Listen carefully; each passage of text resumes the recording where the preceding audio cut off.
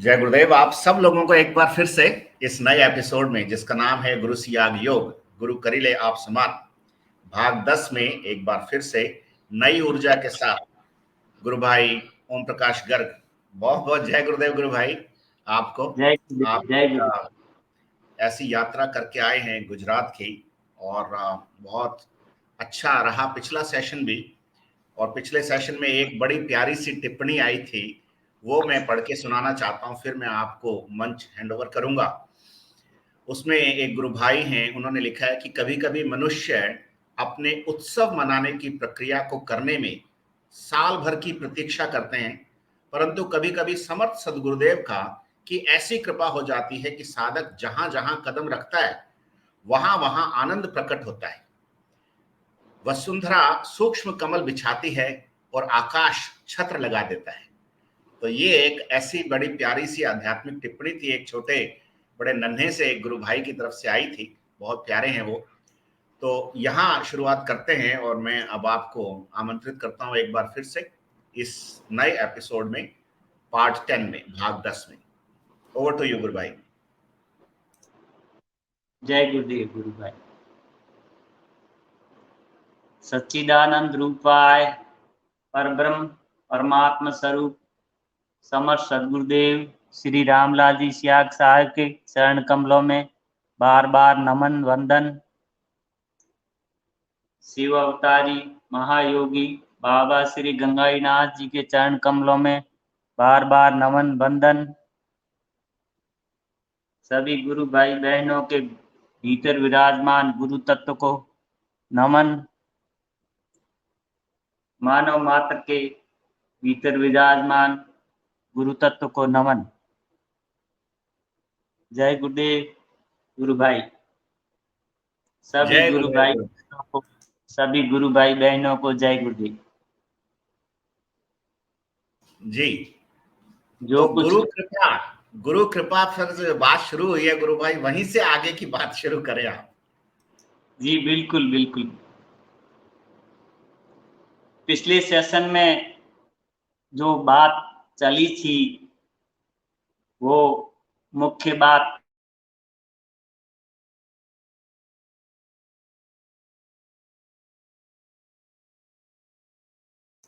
का गुरु भाई द्वार है। गुरु भाई, जी अभ्यास सारे रहस्यों का द्वार है। अभ्यास पे बात चली थी, जैसे कहा गया था कि भाई ये करत करत अभ्यास के जड़मति होत सुजान तसरी यावत जाते सिल पर परत निशान। तो अभ्यास की बात कही गई थी। फिर गुरुदेव की कृपा से गुरुदेव ने भाव का रहस्य उजागर करने की प्रेरणा दी, तो उनकी प्रेरणा से भाव के बारे में बोला गया। भाव की महिमा अपार है, अपरंपार है। चाणक्य की नीति तो यहाँ तक कहती है कि देवता न काष्ठ में होते हैं, न पाषाण में होते हैं, और न मिट्टी की मूर्ति में होते हैं। देवता तो भाव में विराजमान रहते हैं, इसलिए भाव ही सबका कारण है। मंत्र में, तीर्थ में, ब्राह्मण में, देवता में और गुरु में, औषधि में हम जैसे भाव रखते हैं वैसे ही हमारी सिद्धि होती है। इसलिए गुरु को सदगुरु भगवान में साक्षात शिव स्वरूप परमात्मा स्वरूप ही हमें अनुभव करना चाहिए। कबीर साहब कहते हैं ना, कबीरा वे नर अंध है जो हरि को कहते और गुरु को कहते और। हरि रूठे गुरु ठौर है और गुरु रूठे नहीं ठौर। जो समझते हैं कि भगवान कोई और है और गुरु कोई और है, तो वो गुरु को कभी नहीं समझ पाते, वो गुरु तत्व का रहस्य कभी नहीं समझ पाते, क्योंकि गुरु और भगवान दो नहीं होते। कबीर साहब तो यहाँ तक कहते हैं, तीन लोक नो खंड में गुरु ते बड़ा न कोई, करता करे न कर सके, गुरु करे तो हो। तीन लोक नौ खंड में गुरु ते बड़ान को, कर्ता करे न कर सके। यानी सचमुच जो कर्ता कौन है? तो परमात्मा है, परमेश्वर है। वो अदृश्य है, वो निर्गुण निराकार है। लेकिन वो करना चाहे तो कुछ नहीं कर सकता, क्योंकि निर्गुण निराकार अक्रिय है। वो हस्तक्षेप नहीं करता, किसी भले बुरे को कोई में हस्तक्षेप नहीं करता, क्योंकि उसमें क्रिया नहीं है। कर्ता करे न कर सके, गुरु करे तो हुए। लेकिन जब वो करना चाहेगा तो वो साकार रूप में होगा, प्रकट होकर उसको करना पड़ेगा। कहते हैं ना, गुरुदेव जब गंगाईनाथ जी ब्रह्मलीन हुए तो गुरुदेव को जब वो आज्ञा दी सौंपने की, तो गुरुदेव ने कहा, भाई ये आपके पास रखो, मुझे क्यों दे रहे हो? तो कि नहीं, ये जो भौतिक लेन देन जो किया जाता है वो साकार रूप में रहते हुए उससे किया जाता है, इसलिए ये आपके द्वारा ही होगा, इसलिए ये आपको ही करना पड़ेगा। तो कर्ता करे न कर सके। परमात्मा निर्गुण निराकार है, वह करना चाहे तो भी नहीं कर सकता। जब भी वो करना चाहेगा तब किसी न किसी साकार को माध्यम बनाएगा, और साकार के माध्यम बना करके उसके द्वारा वह क्रियाशील होगा, अभिव्यक्त होगा। जैसे लाइट है, ट्यूबलाइट जल रही है, अब इसमें कोई भला कर्म कर रहा है, कोई बुरा कर्म कर रहा है, तो रोशनी तो किसी को लाइट तो नहीं कहती कि भाई ये तुम भले कर रहे हो, एक नहीं बहुत बहुत धन्यवाद, एक नहीं अच्छे कर, बुरे कर्म कर रहे हो, ये तुम पाप के भागी होंगे। वो लाइट तो तटस्थ है, वो निष्क्रिय है, वो उसकी उपस्थिति मात्र है, लेकिन वो किसी में हस्तक्षेप नहीं कर रही। लेकिन जो साकार होगा वो हस्तक्षेप करेगा कि नहीं, ये तुम गलत कर रहे हो, इसके करने से तुम दुख कष्ट पीड़ाओं में पड़ोगे, इसको रोको, और इसके करने से तुम अपना और सबका कल्याण होगा, इसलिए इसमें संलग्न हो। तो गुरु सबसे महत्वपूर्ण तथ्य है, गुरु तत्व, क्योंकि वो सगुण साकार है, तो हमें हस्तक्षेप करते हैं, वो हमें सोए हुए को जगाते हैं। जैसे हम रात के टाइम गहरी निद्रा में हो और बाहर कोई आकर के जोर जोर से ढोल बजाए, नगाड़े बजाए, तो हम क्या करेंगे? या तो हम गालियां देंगे कि कौन ऐसा जोर जोर से बजा रहा है जो नींद खराब कर रहा है हमारी, है नहीं? तो गुरुदेव कहते हैं कलयुग अर्थात रात्रि का समय, तो अभी रात्रि का समय है, सभी अभी अज्ञान और मोह की निद्रा में सोए हुए हैं, गहरी निद्रा में। तो अभी किसी को भी जगाने जाएंगे तो या तो वो गालियां देंगे, या वो चादर तान के ऐसी सोएंगे कानों में कुछ ठूस करके कि आवाज भी नहीं आए, ताकि हम पड़े रहें जैसे हैं। तो आदमी जो अपनी जो स्थिति है उस स्थिति को बदलने के लिए तैयार है, उस स्थिति को छोड़ने के लिए, उससे आगे बढ़ने के लिए, क्योंकि वो गहरी निद्रा में है। रात्रि का समय है ना, कलयुग अर्थात रात्रि का समय, तो रात्रि के समय में तो सब गहरी निद्रा में होते हैं। तो सारा संसार है वो अज्ञान की, मोह की, विषयों की गहरी निद्रा में सोया है। अब यहाँ कोई जगाने आते हैं तो किसी के ऊपर जूं भी नहीं रेंगती है, और कोई करते हैं तो थोड़ी थोड़ी करवट बदल करके आदमी जैसे वापस ओढ़ लेता है ना, वैसे ही वो वापस करवट बदल के ओढ़ लेता है कि हाँ कुछ बताया होगा, कुछ किया होगा, कुछ समझाया होगा, ठीक है कर लेंगे, जब समय होगा फुर्सत होगा तो इस प्रकार यही मानसिकता रहती है। शास्त्र तो यहाँ तक कहते हैं रामचरितमानस कहती है, भाववश्य भगवान सुख निधान करुणा भवन। भगवान है वो भावों के वश हो जाते हैं। तजी ममता मद मान भजई सदा सीता रमन। भगवान को भावों के द्वारा वश में किया जाता है और वश में हो जाते हैं। सब जग ईश्वर रूप है और भलो बुरो नहीं कोई, जाकी जैसी भावना और तैसो ही फल हो। जिसकी जैसी भावना होती है उसको ये सृष्टि वैसी ही नजर आती है। ये सब जो जगत है ये भावों का खेल है, ये भावों का खेल है। इसलिए परमात्मा को, ईश्वर के अवतार को भी परम भाव कहा गया। ईश्वर के अवतरण का अर्थ होता है परम भाव का अवतरण, परम भाव। विवेकानंद जी कहते हैं भगवान क्यों अवतार लेते हैं, तो कहते हैं क्या वो ज्ञान देना चाहते हैं, क्या वो दुष्टों का नाश करना चाहते हैं? तो कहते हैं नहीं, ऐसी कोई शक्ति नहीं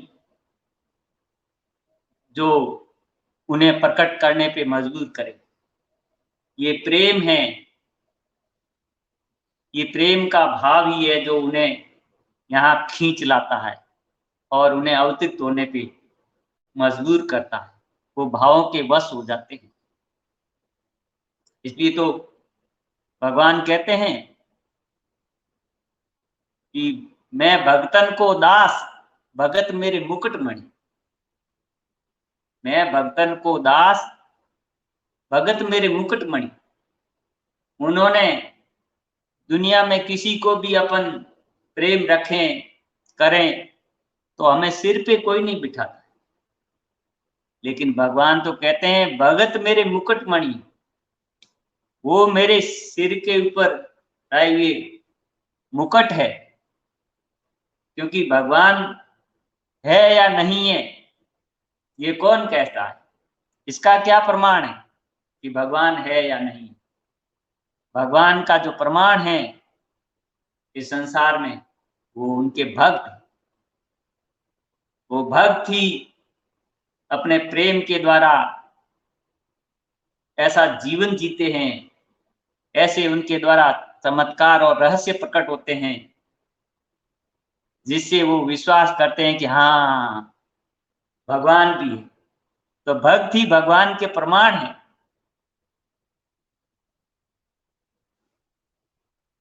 जी गुरु भाई, भक्तों बड़ा जोरदार।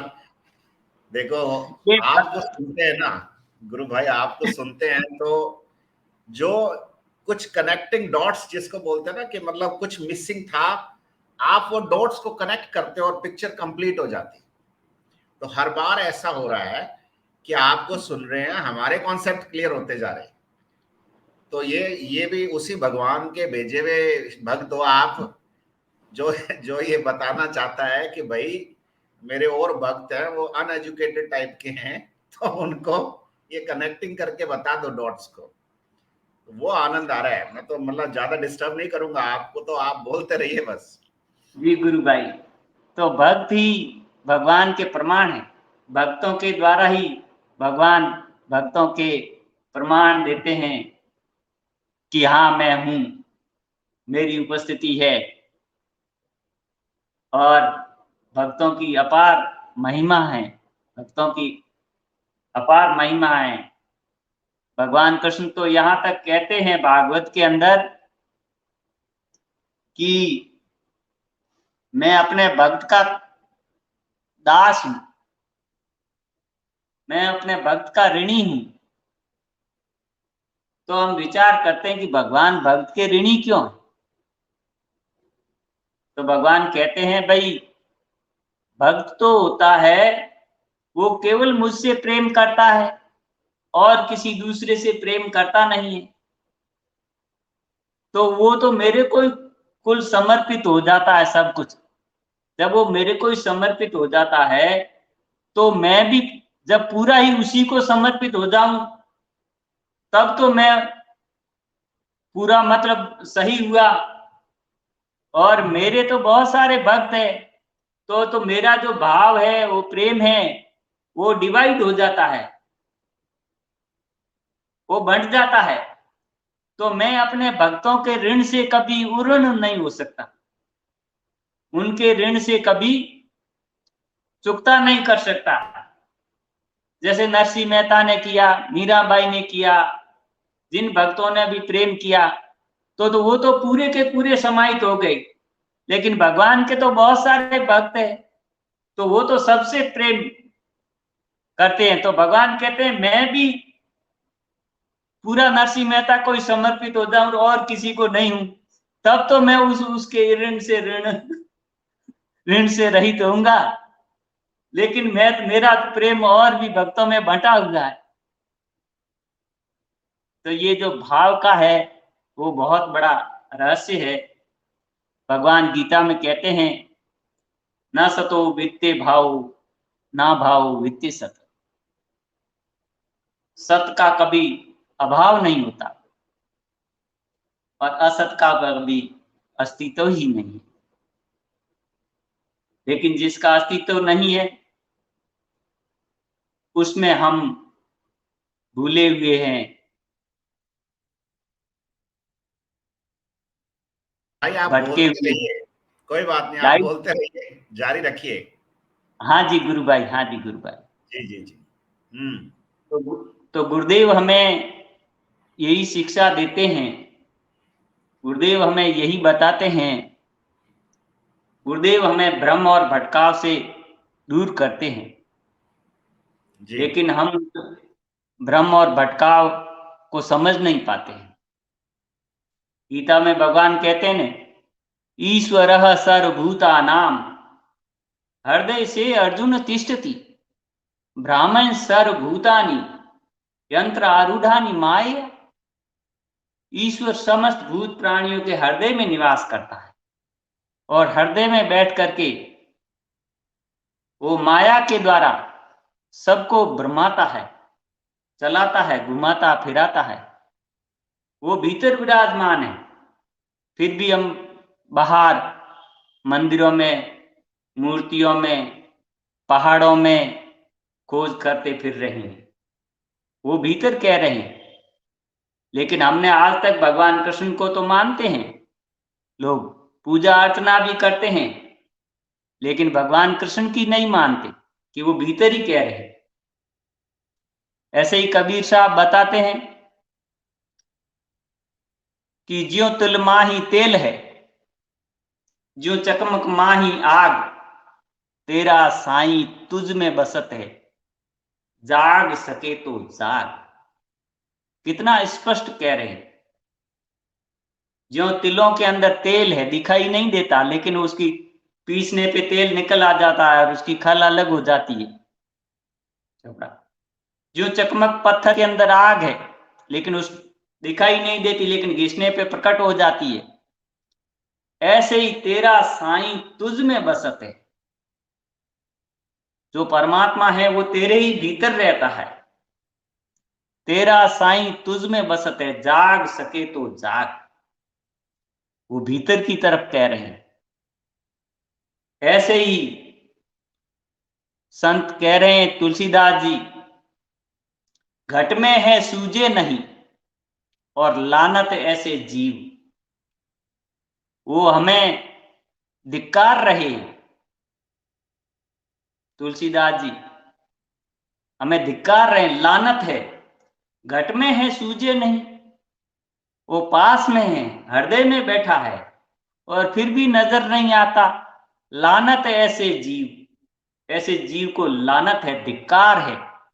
और तुलसी या संसार को और भयो मोतिया बिंद। एक दो को नहीं, सारे जगत को मोतिया बिंद हो गया है। सारे जगत को मोतिया बिंद हो जाता है तो वस्तु पास ही होती है, लेकिन नजर नहीं आती। आदमी हाथ से टटोलता रहता है, कहाँ है कहाँ है। यहाँ है कि नहीं है, कहाँ है वस्तु, पता नहीं। ऐसे ही संत कह रहे हैं रहीमदास जी, कस्तूरी कुंडल बसे और मृग ढूंढे वन माय। कस्तूरी हिरण की नाभि में और वो घास के अंदर पूरे जंगल में ढूंढता फिरता है। कस्तूरी कुंडल बसे मृग ढूंढे वन माय, ऐसे घटघट राम बसत है दुनिया जानत हाँ। तो ये गुरुदेव कहते हैं ना भैया, वो तो घट घट का वासी है, वो तो घट में ही मिलेगा। लेकिन फिर भी गुरुदेव की इतनी अमृत वाणी सुन करके गुरुदेव ने सार गर्भित ये जो बात कह दी है थोड़े शब्दों में कि भैया जो कुछ मिलेगा वो भीतर से मिलेगा। जी गुरु भाई, लाइट आ गई। हाँ जी जी जी जी। गुरुदेव यही बताते हैं, जो कुछ मिलेगा वो भीतर से मिलेगा, बाहर से किसी से मदद की उम्मीद मत रखना, क्योंकि ईश्वर भीतर बैठा है और जो सर्वशक्तिमान है, सर्वसमर्थ है, सर्वव्यापक है, तो वही देगा। बाहर तो छाया है, प्रतिबिंब है, नश्वर है, वो कैसे देगा। इसलिए गुरुदेव कहते हैं भैया राम तो घट घट का वासी है और वो घट में ही मिलेगा, बाहर से किसी से मदद की उम्मीद मत रख। कोई गुरु कुछ नहीं लेता देता, कोई कहता है कि मैं देता हूं, तो मैं इस बात को नहीं स्वीकार करता, क्योंकि पहले से ही सब कुछ आपको मिला मिलाया। जब वो घट में बैठा है तो मिला मिलाया है।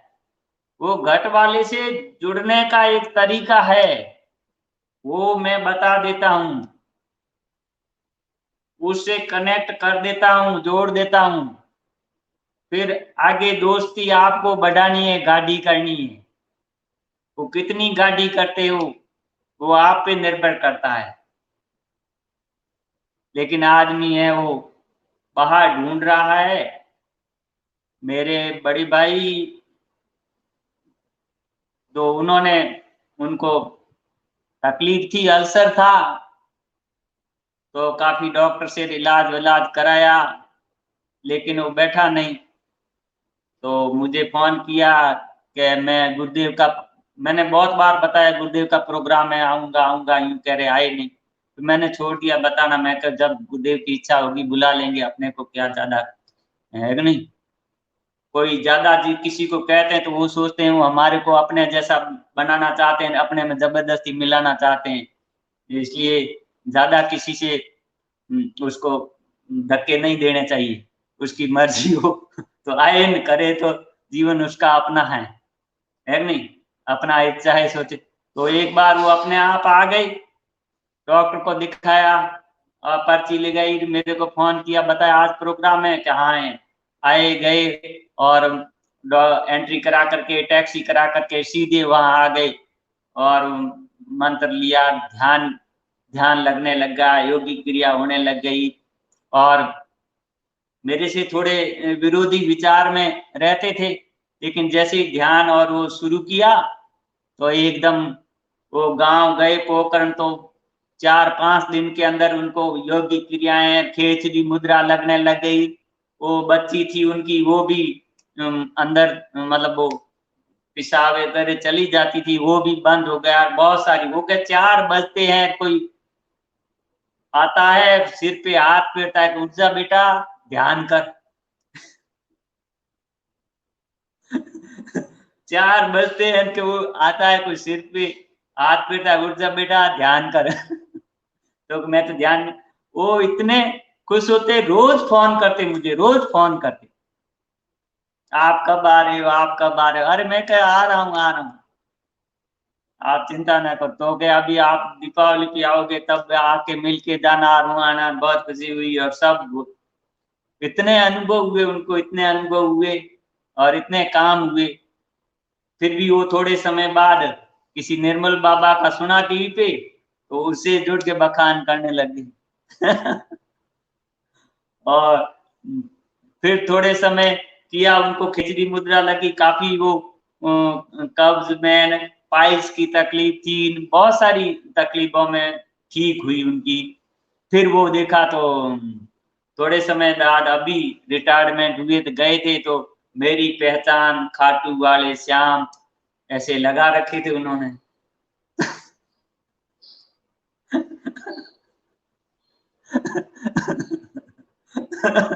तो मैं कह भाई भाई भाई अब जो फिर मुझे तो एक ही दोहा याद होता है, ऐसे समय पे एक ही बात याद आती है।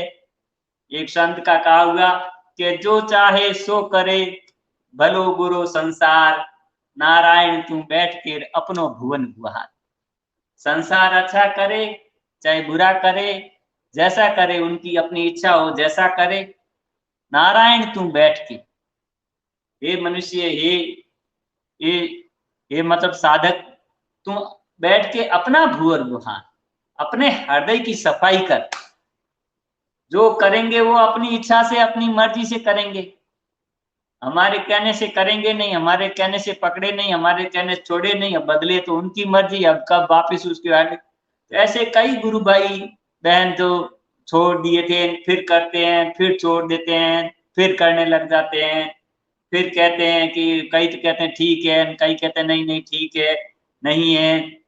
वो अपनी उनकी धारणा है, सोच है, करने का तरीका है, या वो कुछ समय पा करके अपना वो अपना काम संवारना चाहते हैं तो उसमें जल्दबाजी करते हैं, या ये सोचते हैं कि पता नहीं इनसे हुआ नहीं, ये हमारा काम कर देंगे। तो ऐसे बहुत सारे उसमें रक्षी होते हैं। लेकिन ये जो रास्ता है योग का, ये ये धैर्य का, धीरज का रास्ता है।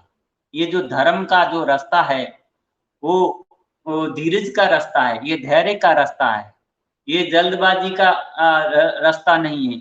इसमें अपन गुरु तत्व को जब, शास्त्रों को जब भली भांति जब जानते हैं, तभी उसमें रह पाते हैं, उसमें टिक पाते हैं। योग के बारे में भगवान कृष्ण गीता में कहते हैं भाई, ये योग न तो अधिक सोने वालों का सिद्ध होता है, आलसी पड़े रहते हैं, न अधिक जागने वालों का, न अधिक ये खाने वालों का, खाते ही रहे बहुत सारे, और न बहुत भूखे रहने वाले, उपवास करने वालों का। तो कई लोग तो हठी होते हैं, आलसी होते हैं, तो सोए रहते हैं, कर लेंगे कर लेंगे कर लेंगे, तो उनका भी कुछ नहीं होना। और कोई कहते हैं बस हम तो रात दिन इसी में लग जाएं, सोए रहे, करते ही रहेंगे, हम तो छोड़ेंगे नहीं, तो वो भी नहीं होगा उनका। ये योग न तो अधिक खाने वालों का सिद्ध होता है, न अधिक, न बिल्कुल भूखे रहने वालों का। तो जितना उपयुक्त जरूरत है उतना खाना भी खाओ, और जितनी जरूरत है भूखे रहने की कभी, तो उतना भूखा भी रहो। हठ नहीं करना चाहिए। लेकिन क्या है कि लोग तो अपने मन मर्जी से हठ से या तो ज्यादा खा लेंगे, या बिल्कुल भूखे रहेंगे, या बिल्कुल ही करेंगे ही नहीं, या बहुत सारा एक साथ करना शुरू कर देंगे, मतलब ऐसी मनोवृत्ति में रहते हैं। लेकिन योग के बारे में यही कहा गया है, भगवान कहते हैं युक्त आहारस्य विहारस्य, युक्त चेष्टस्य, युक्त कर्मसु कौशलम। युक्त आहार, जितनी जरूरत हो, आराम से पच सके, शरीर स्वस्थ रह सके, उतना खाओ, उतना भोग भोग सको, जितना स्वास्थ्य नष्ट नहीं, है नहीं। युक्त आहार से विहार से, और घूमना फिरना, शरीर को भी परिश्रमी रखो। विहार से यानी घूमना फिरना, परिश्रमी करना, टहलने जाओ, थोड़ा योग एक्सरसाइज भी करो। एक ने हमने ध्यान कर दिया, अब हमारे को टहलना गिरना, शरीर को हिलाने डुलाने की ज्यादा क्या जरूरत। गुरुदेव तो जब सरदारपुरा में रहते थे तो रोज नेहरू पार्क में घूमने जाते थे, और आश्रम में भी रोज सुबह शाम गुरुदेव घूमते थे, क्योंकि शरीर का नियम है, शरीर को हिलाया डुलाया जाता है तो उसका रक्त परिसंचरण होता है, तो शरीर उससे स्वस्थ रहता है। हम निरंतर उसको बैठे रहेंगे तो हाथ पांव अकड़ जाएंगे, उसका परिसरण, रक्त परिसंचरण नहीं होगा। भगवान कहते हैं युक्त आहारस्य विहारस्य युक्त चेष्टस्य युक्त कर्मसु कौशलम। जो उपयुक्त कर्म है उनको करना, उपयुक्त तरीके से करना, ये सब योग के अंदर होता है। और ये हमें इस बात का हमें भली भांति ख्याल रखना चाहिए। कहते हैं ना, भगवान बुद्ध ने जब गर्गरस छोड़ा तो इतना तप किया, इतना तप किया कि हड्डी हड्डी निकल गई और वो गिर पड़े, उनको कोई होश नहीं रहा। तो उनको कोई होश ही नहीं रहा, पड़े रहे। किसी आए, किसी ने कहा कि अरे ये कौन पड़ा है, पता नहीं मर जाएगा। मुंह में पानी डाला, कोई लाए, उसने खीर वीर खिलाई तो उनकी आंखों में कुछ यूं टिमटिमाहट उठी कि अरे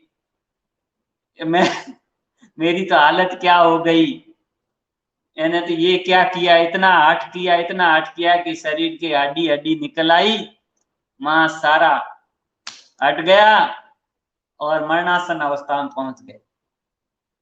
फिर कुछ खिलाया पिलाया तो उनको वापिस अच्छा लगा और कुछ लगा कि हाँ अब कुछ जीने लायक है। तो कह रहे जब वो बैठे थे तो वहां से कुछ स्त्रियां निकल रही थी, तो वो गीत गा रही थी कि वीणा के तारों को इतना मत कसो कि तार ही टूट जाए, और वीणा के तारों को इतना ढीला भी मत छोड़ो कि उनसे संगीत ही नहीं निकले। तो भगवान बुद्ध ने कहा कि अरे ये तो सही बात ये बता रही है, मैंने तो वीणा के तारों को इतना कसा है कि नहीं, जो शरीर की ये हालत कर दी, और यही शरीर है जो हमें बोध कराने वाला है। मैं इसको नष्ट करने पे तुला हुआ हूं, तो इसको नष्ट कर दूंगा तो फिर सत्य का बोध कैसे कर पाऊंगा। और इतना ढीला भी मत छोड़ो कि उसे संगीत ही नहीं निकला है, अर्थात मध्यम मार्ग का आचरण। तो योगी जो भगवान कृष्ण भी मध्यम मार्ग के आचरण में बारे में बता रहे हैं, और जो भगवान बुद्ध भी मध्यम मार्ग के आचरण के बारे में बता रहे हैं। तो हमें भी अपने इस जीवन के इस आचरण में इस प्रकार का आचरण, मध्यम मार्ग का आचरण अपनाना है। समय पे खाना है, समय पर सोना है, समय पे अपना हर कर्तव्य कर्म करना है। न इतने मीठे बनना है, भोले बनना है कि हर कोई आकर के अपने ऊपर सवार हो जाए टप, और अपन दबे हुए रोते रहे अंदर ही अंदर घुट है नहीं। और न ऐसे कड़वे तीखे बन जाएं कि आए जिसके सामने ही अपन कड़वे वचन बोलने लग जाएं तो वो देखते ही पहले से ही थू थू करने लग जाए कि इसे दूर ही रहना भाई, इससे मिलने से, इससे बात करने से ज्यादा कुछ नहीं, अभी ये मिलेगा कुछ न कुछ कड़वा कड़वा बोलेगा। तो हमें ये ज्ञान तो हमें व्यवहार में योग के अंदर ये आना ही चाहिए, और हमें इस बात को समझना ही चाहिए कि योग हमें आचरण में भी क्या बातें सिखाता है। तो गुरुदेव हमें भ्रम और भटकाव से दूर करते हैं।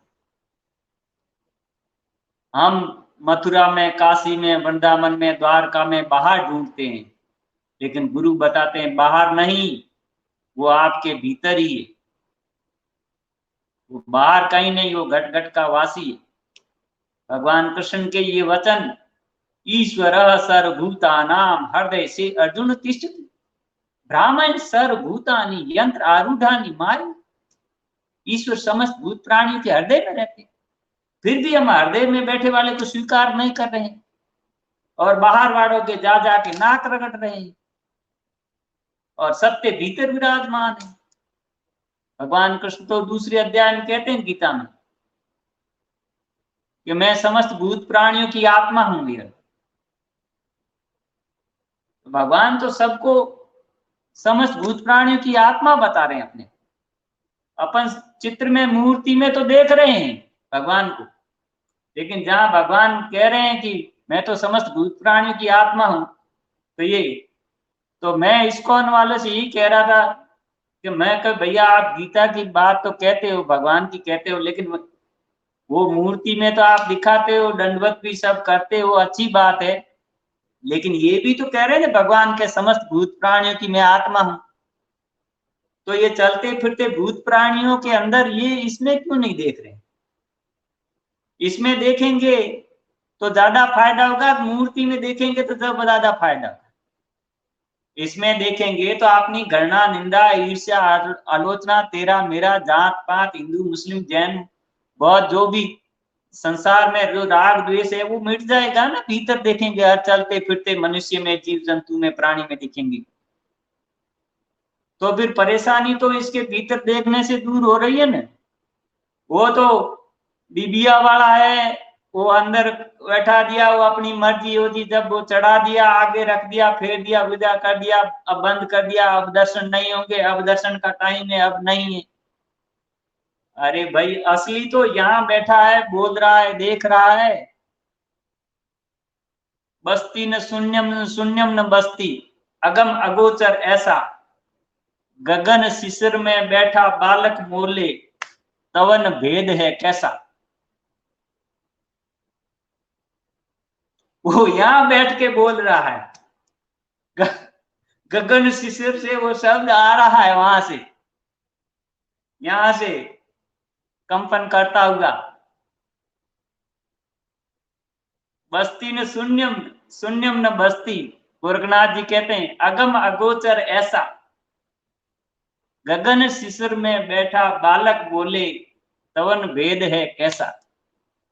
उसका भेद कैसा है? उसका भेद निराला है। इसलिए तो गुरुदेव कहते हैं, गुरुदेव हमें भ्रम और भटकाव को दूर करते हैं। हम बाहर भागते हैं, हमारी आदत पड़ी है बाहर से उम्मीद करने की, बाहर से खोजने की, बाहर से कुछ मिल जाएगा, किसी से मिल जाएगा। अरे तो गुरु ने हमारे को तरीका बता दिया, उपाय बता दिया भीतर से जुड़ने का। गुरुदेव कहते हैं भाई मन नहीं रुकता है तो मुझे देखो।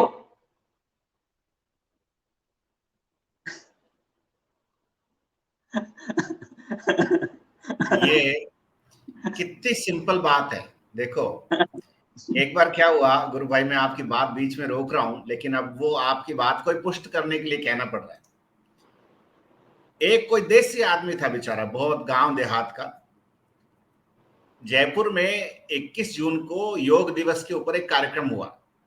हमारे कुछ गुरु भाई बहनों ने कार्यक्रम आयोजित किया, हम भी गए। तो वो कार्यक्रम शुरू होने में थोड़ा टाइम था, तो मैं उस जगह के बाहर था। वहां कोई चाय वाय पीने के लिए बैठे हुए थे, दिहाड़ी के मजदूर टाइप के। तो मैंने बोला, रे तुम भगवान का नाम लेते हो, चलो अंदर चलो, कार्यक्रम हो रहा ध्यान का। तो वो बंदा चला गया अंदर मेरे कहने पर। मैं भी नया था और वो चला गया। अब वो गुरुदेव की बात सुना दी कि सब कुछ हो गया, उसके बाद कहा ध्यान करो। तो गुरुजी ने उसमें ये कहा था कि यहां मन नहीं टिके तो मुझे देखो। तो मैं उस बंदे को ऑब्जर्व कर रहा था। मैं तो पहले ध्यान कर चुका था, इसलिए जो बाकी लोग ध्यान कर रहे थे मैं उसका वीडियो बना रहा था, कुछ कर रहा था।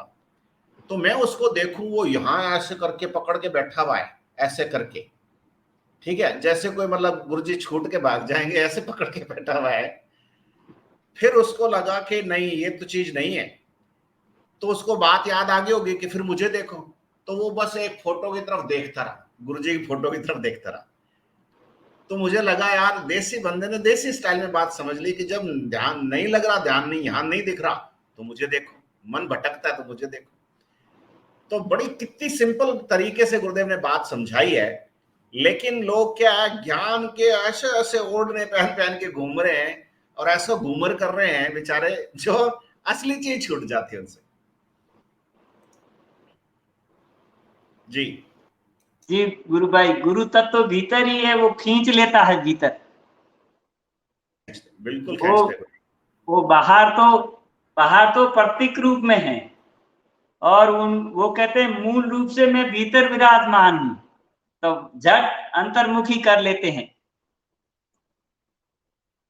उनको देखते ही विवेकानंद जी यही कहते हैं, गुरु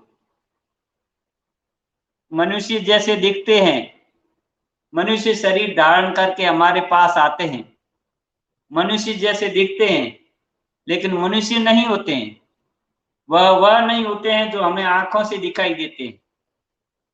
गुरु वह आभामय चेहरा है, वह दिव्य प्रकाश पुरुष होते हैं, जो परमात्मा ईश्वर स्वयं हम तक पहुंचने के लिए धारण करते हैं। और वो कहते हैं, मुझे देखो, मेरी तरफ देखो। और जैसे ही हम उनकी तरफ देखते हैं, तो हम एकटक होकर अपने अंतर्निहित ईश्वर आत्म तत्व से जुड़ जाते हैं। वो हमें भीतर आत्म तत्व से जोड़ते हैं, वो हमें अंतर्मुखी करके अपने भीतर ईश्वर। गुरुदेव कहते हैं ना, या ध्यान करके देखो, अंदर बैठा है कि नहीं बैठा है, बोलता है कि नहीं बोलता है।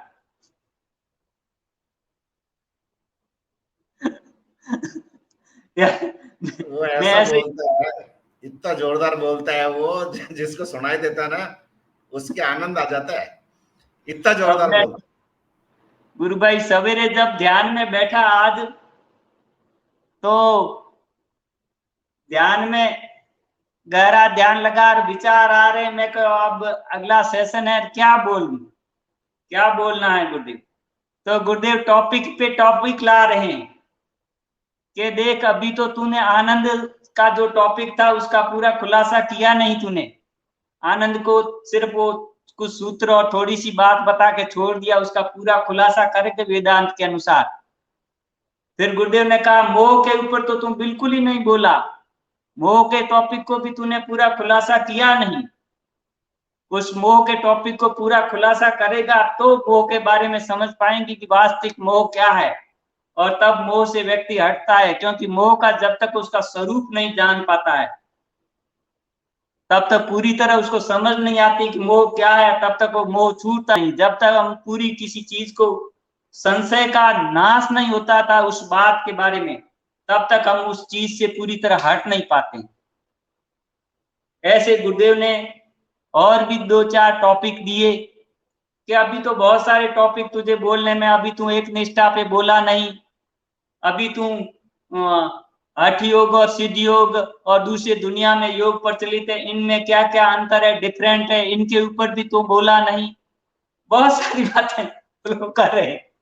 मैं कह गुरुदेव अब कौन कौन तो अब कौन कौन सी अब नोट कराते रहते, इस चीज को बोलना है ना, तूने ये बात कब कही। तो हर बार जितने भी सेशन बोला है ना, तो गुरुदेव हर बार नई बात बताते, नई बात बुलाते हैं। तो गुरुदेव टॉपिक नया ले आते हैं। तो भाव पे बोले थे तो एक नया टॉपिक था, और जिस टॉपिक को खुलाते हैं तो भी बड़े रहस्यपूर्ण ढंग से बताते हैं गुरुदेव। तो अब गुरुदेव की कृपा से ये विचार करते हैं कि प्रार्थना पे हम जो गुरु भाई बहन हैं, तो प्रार्थना करते हैं, तो कहते हैं ना, वो चींटी की पांव की आवाज भी वो सुनता है। तो सच्चाई ये कि गुरुदेव की तस्वीर के सामने हम जैसे ही प्रार्थना कर लेते हैं कि गुरुदेव नमस्कार, गुरुदेव स्वीकार कर लेते हैं, और जैसे ही कहते हैं गुरुदेव ध्यान शुरू हो, उसी क्षण ध्यान शुरू हो जाता है। असली प्रार्थना क्या है? तो यीशु कहते हैं बाइबल में, एक उन्होंने उल्टी बासी में समझाया कि जिनके पास है उन्हें और दिया जाएगा, और जिनके पास नहीं है उन्हें वह भी छीन लिया जाएगा। तो मैंने सुना कि ये कैसी अजीब गरीब बात कही गई उन्होंने, जिनके पास है उनको और दिया जाएगा, और जिनके पास नहीं है उन्हें उनसे वह भी छीन लिया जाएगा। तो इसका अर्थ क्या हुआ? अर्थात जिसके पास है, अर्थात जो ईश्वर को धन्यवाद देता है कि हे प्रभु, आपने मुझे मनुष्य जन्म दिया, आपने मुझे अच्छा भोजन दिया, पत्नी बच्चे दिए, माता पिता दिए, भाई बंधु दिए, आपने मुझे अच्छी नौकरी दी, इतनी उम्र मुझे जीने को दी, आपका शुक्रिया, धन्यवाद। हर बात बात पे उनका अहोभाव से धन्यवाद देता है। प्रभु, आपकी दया, आपकी करुणा अपरंपार है, आपका विधान मंगलमय है, आप सब प्रकार से कल्याण ही कल्याण करते हो। कहते हैं ना, बच्चा जब पैदा होते ही माँ के स्तन में दूध पैदा कर देता है भगवान। कितना दयालु है, न खट्टा, न मीठा, न गरम, न ठंडा। और बच्चों को पूछो तो कहते हैं कि साहब उसको कोई दूसरे जीव जंतु उसको जूठा भी नहीं कर सकते। तो कितना दयालु है जो जन्मते ही दूध पैदा कर देता है, वो कितना ख्याल रखता है। ऐसे ईश्वर को, ऐसे भगवान को, सदगुरु को हमें धन्यवाद देना चाहिए। हम हर कार्य पे हमें धन्यवाद देना चाहिए। ये अहोभाव, ये धन्यवाद ही असली प्रार्थना है। तो जो है उससे और दिया जाएगा, अर्थात जो मिला है, जिसके लिए शुक्रगुजार है, उसको और मिलेगा।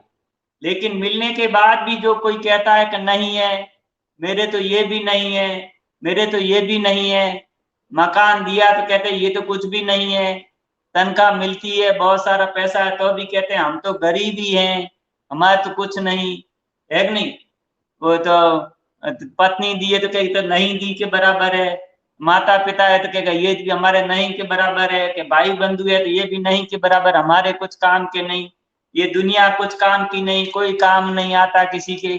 तो हर समय नहीं नहीं नहीं कहता रहता। तो भगवान कहते हैं उससे जो होगा ना, वो उससे भी छीन लिया जाएगा। क्यों?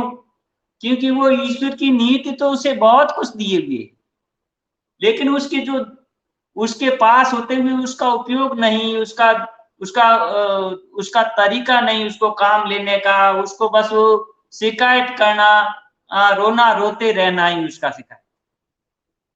उसकी नजर नहीं जाती कि आज का दिन जीने को दिया। आज दुनिया के अंदर कितने लोग संसार छोड़ के चले गए आज के दिन। यदि हमें आज का दिन जीने को दिया, इतनी उम्र दी, तो उसका शुक्रगुजार है। आज का भोजन दिया, आज का सूरज दिखाया, पक्षियों का कलरव दिया, सुनने को दिया। देखो, सवेरे उठते ही सोए रहते हैं, फिर भी पक्षी तो अपने गुणगान में रहते हैं, हम उसकी तरफ ध्यान देने, कितना उनका मधुर संगीत होता है। उस समय वो परमेश्वर को रिझाने के लिए ही वो अपना कलरव करते हैं, वह उनका स्वधर्म है। मुर्गे को कोई कहता नहीं है कि अब 4 बज गए, बांग दे दे, और मुर्गे के पास कोई घड़ी भी नहीं, लेकिन कहते हैं कि जब से सृष्टि बनी तब से पाणिनि ने लिखा है कि मुर्गा अपना स्वधर्म में उस समय भी बांग 4 बजे देता था, अब भी 4 बजते ही मुर्गा बांग देता, मुर्गा बोलता है। ये क्या है? ये आत्मधर्म, ये स्वधर्म।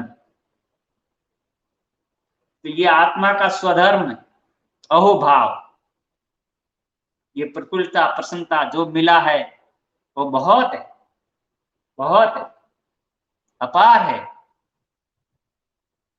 तो हम ये अहोभाव है, यही असली प्रार्थना है, ये धन्यवाद है, यही असली प्रार्थना है।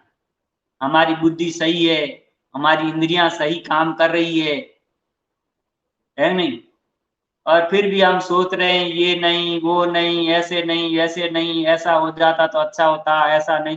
अतः पता नहीं हो जाता। हम हमेशा शिकायत करते रहते हैं और धन्यवाद की तरफ कभी ध्यान ही नहीं देते। कभी प्यासे होते हैं, पानी मिल जाता है तो भी धन्यवाद देना चाहिए, प्रभु की कृपा से समय पे पानी मिल गया, समय पे सो लिए, समय पे उठ गए, समय पे बैठ गए, समय पे सब काम हो गया, स्वास्थ्य रहा। ये कोई छोटी बात नहीं है। इस संसार की जब जब गहनता से जब विचार करेंगे, तब देखेंगे कि कितने लोगों के घर लुट जाते हैं, चोरियां हो जाती है, कितने एक्सीडेंट हो जाते हैं और कितने लोगों की भयंकर भयंकर ऑपरेशनों के दौर से गुजरना पड़ता है और हमारा इतना जीवन सुख शांति पूर्वक गुजर जाता है और हम सुख शांति पूर्वक बिता रहे हैं, फिर भी हमें धन्यवाद देने में कि हम कल्पना नहीं कर सकते, हम अहोभाव नहीं प्रकट कर सकते हमारे हृदय में कि उसका लाख लाख शुक्र है, उसका लाख लाख शुक्र है। तो यही असली प्रार्थना है कि जो जिसके पास है उन्हें और दिया जाएगा और जिसके पास नहीं है हर समय नहीं नहीं नहीं नहीं कहता रहता है, तो उसके पास भी बहुत, ईश्वर ने सबको बहुत दिया है, कम किसी को नहीं दिया है, सबको अपनी कर्मों की नीति के अनुसार श्रेष्ठ से श्रेष्ठ दिया है ताकि उसका उस परिस्थिति के द्वारा विकास हो सके, ऐसी परिस्थिति के अनुसार दिया है। फिर भी उसमें शिकायत करते रहते हैं। प्रतिकूल परिस्थिति दी है तो भी उसमें मंगल है। एक संत तो कहते हैं कि सुख के ऊपर शिला पड़ो, ये सुख है इसके ऊपर शिला पड़ जाए, पत्थर पड़ जाए, जो नाम हृदय से जाए, बलियारी व दुख की जो पल पल नाम रटाए। ये सुख के है, इसके ऊपर पत्थर पड़ जाए, शिला पड़ जाए, इस सुखों के ऊपर जो ईश्वर का नाम हम भूल जाते हैं, गुरु मंत्र भूल जाते हैं, हम नाम जप और ध्यान नहीं कर पाते हैं, ऐसे सुखों को लानत है। सुख के ऊपर शिला पड़ जो नाम हृदय से जाए, बलिहारी वा दुख की जो पल पल नाम रटा। तो पल पल ईश्वर की स्मृति में, जो आत्म तत्व की, गुरु तत्व की स्मृति में बीते, वही सुखद है। लेखे की वो घड़ी बाकी के दिन बाद, वही लेखे की घड़ी आती है जो हम नाम जप ध्यान आराधना करते हैं और हम सुमरन में लगे रहते हैं। कहते हैं ना, जब भगवान कृष्ण जब वहां थे, महाभारत का युद्ध हुआ था, तब जब सबको वरदान दे करके भगवान कह रहे भाई अब मैं द्वारका जा रहा हूं और किसी को भी वरदान लेना है तो दे दिए वरदान। तो बुआ थी कुंती, तो उन्होंने कहा बुआ सबने कुछ कुछ मांगा है, आप भी कुछ वरदान मांग लो। तो उन्होंने कहा कि क्या वरदान मांगे, तो सबने मांगा है कुछ कुछ। तो के भगवान मैं आपसे एक ही वरदान मांगती हूँ कि आप मुझे रोज विपत्ति दो, कष्ट दो, पीड़ा दो। तो भगवान मुस्कुराए कि बुआ क्या मांग रही है, लोग सुख शांति अमन चैन मांगते हैं और तुम ये मांग रही हो उल्टा, ये क्या मांग रही हो? कि प्रभु मैं जानती हूं कि ये क्यों मांग रही हूं, कि जब जब सुख आते हैं तो हम आपको भूल जाते हैं, ये बुद्धि से विस्मरण हो जाते हैं और हम सुखों के सुलौने में हम खो जाते हैं। और जब जब विपत्ति आती है तब आपकी अटल स्मृति बनी रहती है, और जो आपकी स्मृति बनी रहे ऐसा ही हमें विपत्ति दुख कष्ट पीड़ा चाहिए, ताकि हम हमारी स्मृति बनी रहे, हम आपको सदा स्मरण करते रहें। ऐसी विपत्ति ही भली होती। सुख इस संसार में भूल भुलैया है, सुख खाली दिखते हैं, सुख खाली दिखते दिखते हैं नहीं, सुख ही है वो रूप बदल के दुख आ जाता है। आज जो मित्र है ना, कल ही वो रूप बदल के शत्रु बन जाता है। ज्यादा गुलाब जामुन अच्छे लगे, बढ़िया थे साहब, खा लो थोड़े से ज्यादा, कल कहेंगे भैया पेट खराब हो गया, क्या हुआ था, जो अच्छे थे इसलिए ज्यादा खा ली, और तो सुख लगा ना उस समय, तुरंत दुख में बदल गया। जैसे ही कोई आदमी फूल की तरफ हाथ डालता है, अरे ये तो अच्छा है फूल, उसमें हाथ डालता है, कोई कीड़ा बैठा टक मार देता है, डंग, हाथों हाथ बता देता है कि ये सुख है। वो सुख लगते हैं, सुख के पीछे दुख छिपा हुआ, सुख और दुख भाई है। जैसे ही सुख भोगेंगे, फट दुख का रूप है। कहते हैं स्वामी राम तीर्थ का एक मित्र गया, तो स्वामी राम तीर्थ ध्यान कर रहे थे, तो स्वामी राम तीर्थ प्रार्थना करते थे कि हे भगवान, हे परमात्मा, तू अपनों से बचा और इन सुखों से बचा। तो मित्र बाहर खड़ा सोच रहा है कि ये क्या बात करें कि दुनिया तो सब कहती है भी शत्रुओं से, दुश्मनों से, दुष्टों से बचाओ, और ये तो कहते हैं कि अपनों से बचाओ, मित्रों से बचाओ और सुखों से बचाओ। और संसार तो सब सुख चाहते हैं और ये सुखों से बचने के लिए प्रार्थना कर रहे हैं। तो थोड़ा समय हुआ तो उन्होंने कहा ये क्या बात कह रहे, उल्टी दुनिया कुछ कह रही है, तुम ये उल्टे कैसी बुद्धि घूमी है। कि उन्होंने कहा कि क्या करें, तो क्या कि मैंने तो जीवन में देखा है कि जीवन का जो सारा समय होता है ना, अच्छा अनमोल समय, वो सब मित्र और जो अपने होते हैं वो खा लेते हैं, तो सारा जीवन उसी में चला जाता है, पता ही नहीं चल जाता उम्र कब चली गई, गुजर गई।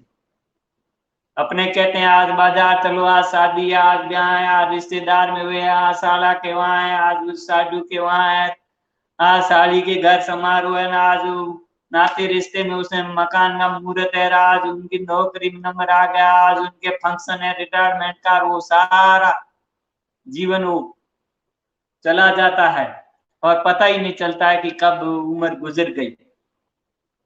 और जो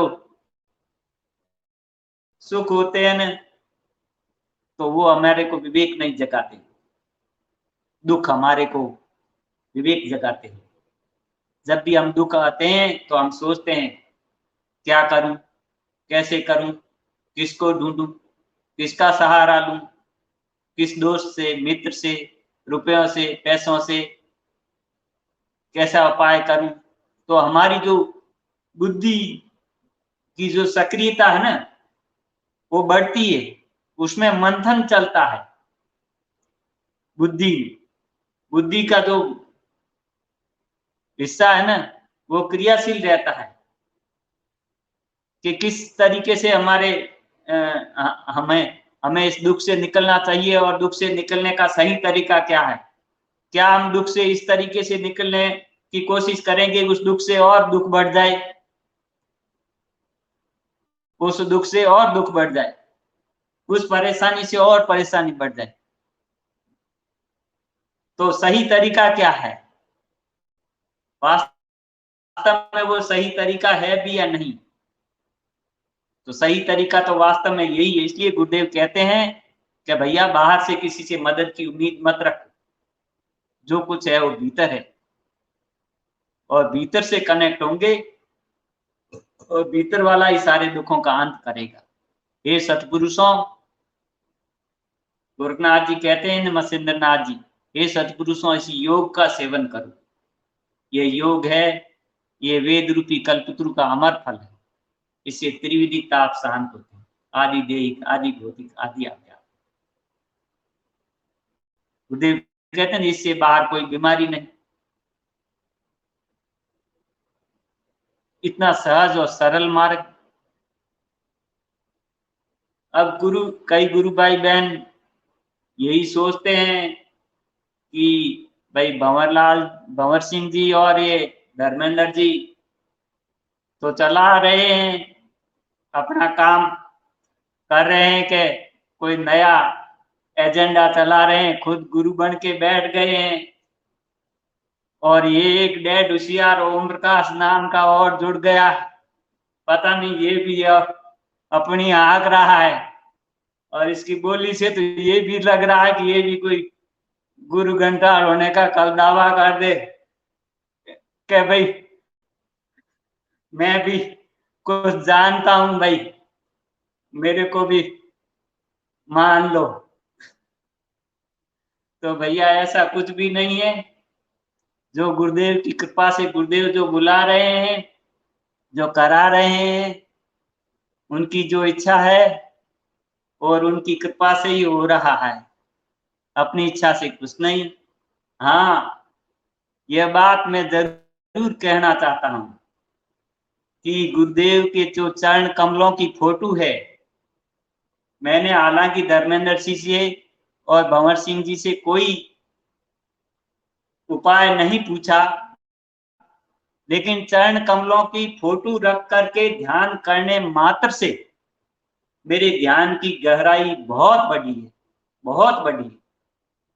और मैं जब पहला सेशन बोला था, तब मैं बार बार जो शब्द निकल नहीं रहे थे, अटक रहा था। तो जब वो सेशन बोला था और जब सेशन मैंने भी सुना था, तब मुझे ऐसे लग रहा था कि मैं सेशन नहीं बोलूंगा, गुरुदेव की इच्छा नहीं, मैं ऐसा नहीं बोलूंगा। लेकिन हाँ, अब गुरुदेव की चरण कमलों की फोटो सामने है, गुरुदेव के चरण कमलों को निहार रहा हूं और बस निकल रहे हैं, जो वो बुलाना चाहते हैं बोले जा रहे हैं। और इतना ध्यान गहरा लगता है, इतना ध्यान गहरा लगता है कि सभी गुरु भाई बहनों से ये निवेदन है, वो करे तो मर्जी उनकी, नहीं करे तो मर्जी उनकी। गुरुदेव के चरण कमलों का फोटो निकाल करके अपने घर में जरूर रखें, उनके चरण कमलों को निहारें। मैं जब ड्यूटी पे था, जब पहले गुरुदेव जब भागता था तो बस गुरुदेव के चरण स्पर्श करने, गुरुदेव के चरण स्पर्श करने, कब जाके चरण स्पर्श करूंगा। जब अशोक गहलोत के पहली बार सरकार आई थी, तो उन्होंने क्या है कि मेडिकल कॉलेजों का टाइम पहले एक ही टाइम था हॉस्पिटलों का, तो फिर उन्होंने सुबह शाम दोनों टाइम कर दिए थे। तो मैंने शाम को मैं ड्यूटी पे चला जाता था, तो 5 से 7 ड्यूटी रहती थी। तो मैं वहां बैठा बैठा मंत्र जप करता रहता था, सोचता था कब ड्यूटी से फ्री हो जाऊं, 7 बजे फटाफट जाना गुरुदेव के चरण स्पर्श करने, फटाफट जाना गुरुदेव के चरण। अरे ये नौकरी कैसी मिल गई, अरे ये किसने ड्यूटी लगा दी, गुरुदेव के चरण स्पर्श नहीं कर पा रहे हैं। ऐसा तावलापन रहता था, बस ड्यूटी खत्म होते ही भागता था, गुरुदेव कहाँ, चरण स्पर्श करने। ऐसे चरण स्पर्श करने के बाद जो चैन सुकून आनंद मिलता था, वो शब्दों में बखान नहीं किया जा सकता। जब आश्रम के अंदर गुरुदेव वहां बैठे रहते थे और सब लाइन लगाए हुए गुरुदेव के चरण स्पर्श करते थे, तब मैं बस गुरुदेव के चरण स्पर्श की तरफ, चरणों की तरफ निहारता रहता था। और मैं यही सोचता रहता था कि ये जितने गुरु भाई बहन लाइन में लगे हुए हैं ना, ये सब रूपों में मैं ही लगा हुआ हूं, और सब रूपों में मैं ही बार बार गुरुदेव के चरण स्पर्श कर रहा हूं, बार बार हर गुरु भाई बहन के रूप में मैं ही बार बार चरण स्पर्श कर रहा हूं। इतना मुझे आनंद आता था। और जब कोई गुरु भाई बहन ऐसे कोई नए नवसिखिए जिनको पता नहीं, दर्शन जानकारी नहीं, वो उनकी गलती नहीं।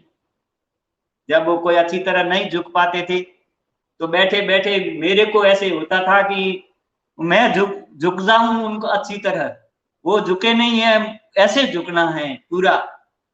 तो बैठे बैठे ऐसे होता था कि बस वो तो नहीं झुके, लेकिन अब मैं ही झुक जाऊं उनकी तरफ से, वो मैं ही झुक रहा हूं बार बार सब गुरु भाई बहनों की तरफ से।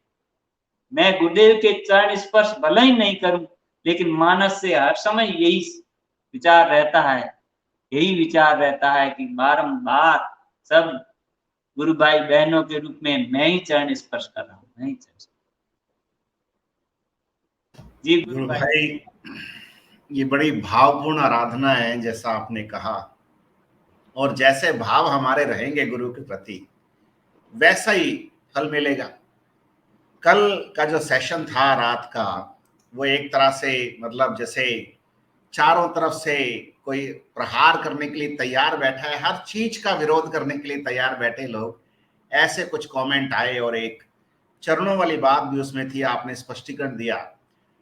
तो उसी संबंध में एक और गुरु भाई ने बड़ी प्यारी बात कही, आपकी अनुमति हो तो उसका मैं ऑडियो आपको सुनाना चाहता हूं जी कि गुरु भाई। चरणों का महत्व क्या है, उसी के बारे में 2 मिनट की बात है। और वो 2 मिनट की बात शायद सब लोगों के काम आ जाए, इसलिए वो सुनाना चाहता हूं। ये गुरु भाई महेंद्र सिंह हैं, बीकानेर से ही हैं, इन्होंने ये बात कही है। मैं गया था इधर ये अपने दादा गुरुदेव के समाधि पर, तो वहाँ वो जो पुजारी है वो मिले थे, तो वो ऐसे ही बात करी, उन्होंने बिठाया, काफी बातचीत की। तो वो बता रहे थे कि बोला हम अपने सिर्फ गुरुदेव के जितनी बार भी बैठेंगे ध्यान में, या जो 24 घंटे में तकरीबन ध्यान में बैठने की कोशिश करते हैं। तो सन्यासी आदमी है तो आपको पता ही है सन्यासियों का काम है, तो बस 24 घंटे उसमें वो मगन रहते हैं। तो वो लेकिन हम सिर्फ गुरुदेव के, अपने गुरुदेव के चरणों का ही ध्यान कर रहे हैं, मतलब जो उनके गुरु हैं। वो वैसे तो आगे यहाँ गंगाई नाथ जी, लेकिन वो करते वो अपने ही गुरु का। तो ये एक बात की चरणों की बात आई तो मेरे को वो याद है। तो ऐसे ही शास्त्रों में चरणों की बात की, गुरु के चरणों के प्रति ध्यान किया जाए। कहीं पर भी देख लो, किस्सा ही ले लो आप, दुर्योधन और वो अर्जुन वाला, उसमें वो दुर्योधन है जो सिर की तरफ बैठ गया और अर्जुन है जो पैरों की तरफ बैठा था। जो पैरों की तरफ बैठेगा उससे कुछ मिलेगा। और इसीलिए यही कारण है कि सिर के प्रति, सिर के उधर बैठने के लिए मना भी करते हैं। आजकल तो चलो जमाना अलग टाइप का होगा, फिर भी गाँव में पुराने लोग मना भी करते, टोकते भी थे, बोला नहीं चार पे बैठना, कभी सिर के साइड में नहीं बैठना है और बीच में भी नहीं बैठना है। अगर कोई बड़ा बुजुर्ग है तो उसके पैरों की साइड में बैठना है हमेशा। मैं एक बार गलती से बैठ गया था अपने दादो साहब के पास, नजर समझ नहीं थी, तो उन्होंने तुरंत होगा बोला कभी भी ऐसे नहीं बैठना। कोई भी एनी बॉडी, उन्होंने ये बोला ऐसा नहीं कि मेरे ही साथ, ये उन्होंने बोला कि नहीं किसी के भी चरणों में बैठना है, चरणों के प्रति, चाहे बड़ा हो चाहे छोटा हो। जो उसकी दृष्टि पड़ेगी तभी पड़ेगी, उसकी दृष्टि कैसे पड़ेगी आपके ऊपर, तभी पड़ेगी, चरणों के प्रति रहोगे तभी दृष्टि पड़ेगी। तो बहुत अच्छी बात उन्होंने बताई। तो चरणों से बात याद आ गई। दूसरा मेरा एक ही क्वेश्चन है कि बस ठीक है आप जो भी उपाय बता रहे हैं जो भी है भाई, इससे सीधी सी बात है गुरुदेव के प्रति हो रहा है ना सब कुछ, तो श्रद्धा भी गुरुदेव के प्रति बढ़ेगी। आस्था तो डिवाइडेशन तब होगी, कोई दूसरा व्यक्ति आ रहा हो उसके अंदर, तब आस्था डिवाइड हो बढ़ सकती। तो ये बड़ी प्यारी सी बात गुरु भाई ने बताई, और चरणों का ही महत्व है गुरु भाई। तो मैं जब ध्यान करता हूँ ना, मैं जब ध्यान करता हूं तो मैं गुरुदेव के चरणों को ही निहारता हूं, और उन्हीं चरणों में ऐसे लेटा रहता हूं जैसे पता नहीं वहां पे नदियां बह रही हैं, वहां पे शांति है, वहां पे सुकून है। और कभी कभी जब हम गुरुदेव से प्रार्थना करते हैं कि इस तमोगुण का नाश करने के लिए इसकी पिटाई करो, कुछ करो, तो उस प्रार्थना के बाद मन ही मन ये और कहते हैं कि गुरुजी मैं आपके चरण दबाऊंगा, आप तो इसको कूटो जचा करके। तो ये भावपूर्ण आराधना है भाई। अब इसकी कोई स्टैंडर्ड डेफिनेशन नहीं हो सकती है। और जिसने चरणों का महत्व समझा, गुरु के चरणों का महत्व समझा, वो आई थिंक एक स्टेप आगे बढ़ गया। और एक जो देवराहा बाबा हुआ करते थे ना, वो तो चरणों से आशीर्वाद देते थे। और वो एक मचान पे बैठते थे और वो चरण ही लटका देते थे, उसी से आशीर्वाद देते थे। तो कोई रशियन आया, बेचारा पत्रकार था कुछ था, तो उसने पूछवाया कि भाई ये बाबा जो है ये चरणों से आशीर्वाद क्यों देता है, हाथ क्यों नहीं लगाता, हाथ से आशीर्वाद देते हैं लोग। तो उस बाबा ने, देवरा बाबा ने कहा कि इन चरणों में तीर्थ रहते हैं, इन चरणों से तीर्थ करके आते हैं ना, तो उनकी एनर्जी रहती है इन चरणों में, तो इसलिए हम चरण छूते हैं गुरुदेव के, भाई चरणों का ही ध्यान करते हैं। बहुत बढ़िया गुरु भाई, बहुत बढ़िया। जी गुरु भाई, कबीर साहब ने गाया न, कुछ लेना न देना मगन रहना, बस गुरु के चरण में लिपट रहना। और यही मीराबाई ने कहा है न, मोय लागी लगन गुरु चरणन की, चरण बिना मोय कछु नहीं भाए, जग माया सब सपनन की, मोय लागी लगन गुरु चरणन की। भव सागर सब सूख गयो है, फिकर नहीं मोय तरनन की, मोय लागी लगन गुरु चरणन। तो गुरु के जो चरण कमलों की जो महिमा है वो अपरंपार है।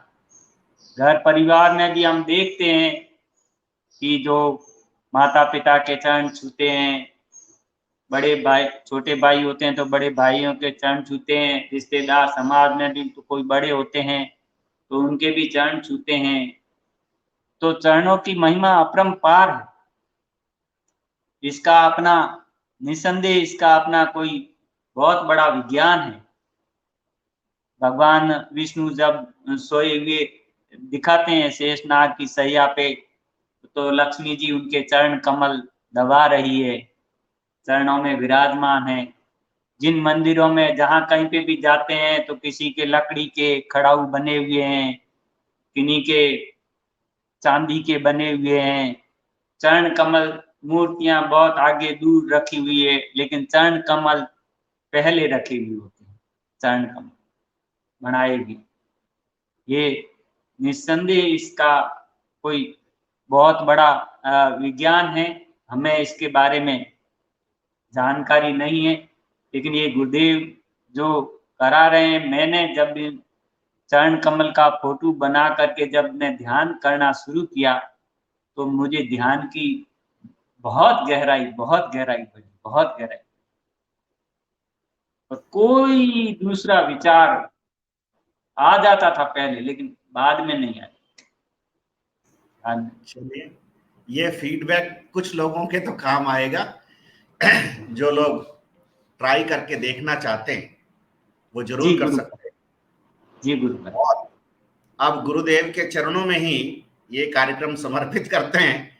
आज थोड़ा सा समय अभाव रहेगा, लेकिन अपन ने लगभग 1 घंटा 12 मिनट के आसपास की बात की, और जो गुरु भाई की बात से अपन ने टिप्पणी से शुरुआत की थी, मुझे लगता है वो सारी चीजें इसमें कवर हुई हैं कि एक साधक सदगुरुदेव की कृपा से जहां जहां कदम रखता है वहां वहां आनंद प्रकट होता है, और वसुंधरा सूक्ष्म कमल बिछाती है और आकाश छत्र लगा जाता है। बहुत बहुत धन्यवाद गुरु भाई। और जो जैसा सोचे जाकी रही भावना जैसी के हिसाब से अपन तो ये कर रहे हैं, बाकी गुरुदेव जाने और उनका काम जाने। बहुत बहुत आभार आपका। जय गुरुदेव गुरु भाई। सब गुरु भाई बहनों को जय गुरुदेव। सबके भीतर विराजमान गुरु तत्व को नमन।